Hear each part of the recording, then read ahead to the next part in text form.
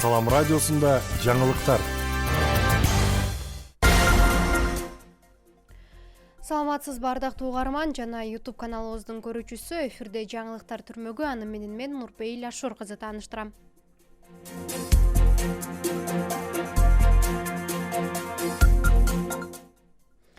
Эми кыргыз-өзбек жарандары үчүн чек арадан өтүүдө жалпы жарандык паспорт талап кылынбайт.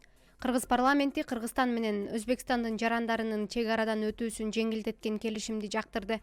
Бул келишимдин негизинде эки өлкөнүн жарандары чек арадан ID карт менен, балдар жалпы жарандык паспорт менен өтсө болот. Азырынча бул макулдашуу качан ишке кирери айтыла элек. Учурда кыргыз-өзбек жарандары чек арадан жалпы жарандык паспорт менен өтүп келет.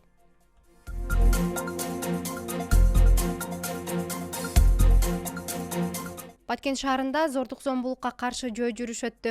Иш-чараны шаардык мэрия менен үй бүлөлүк зордук-зомбулукту алдын алуу комитети жана шаардык милициянын жашы жете элек өспүрүмдөр менен иштөө бөлүмү биргеликте уюштурду. Бул иш-чара гендердик зомбулукка каршы 16 күндүк өнөктүктүн алкагында өттү.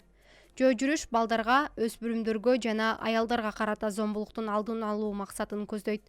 Ага студенттер, мектеп окуучулары катышты. Шаарда 1 жыл аралыгында 13 үй бүлөлүк зомбулук фактысы катталган.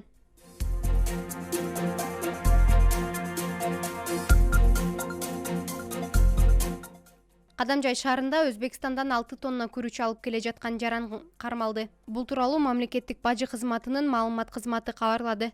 Маалыматта белгиленгендей, кыргыз жараны башкарган Mercedes-Benz 1317 үлгүсүндөгү жүк ташуучу унаадан 6 тоннага жакын Өзбекстанда өндүрүлгөн лазер күрүчү табылган.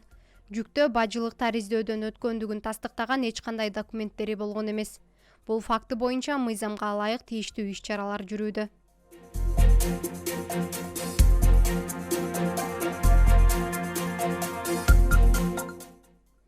Чоңкарада бала бакча, мечит, фельдшердик-акушердик пункт курулат.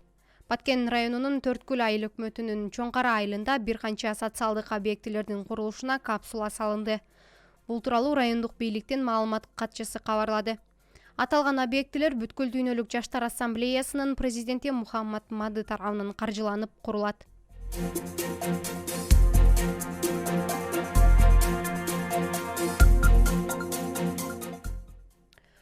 Күндүн маанилүү учурлары мына ушулар болду. Кайрадан эфир аркылуу амандашканча саламатта туруңуз.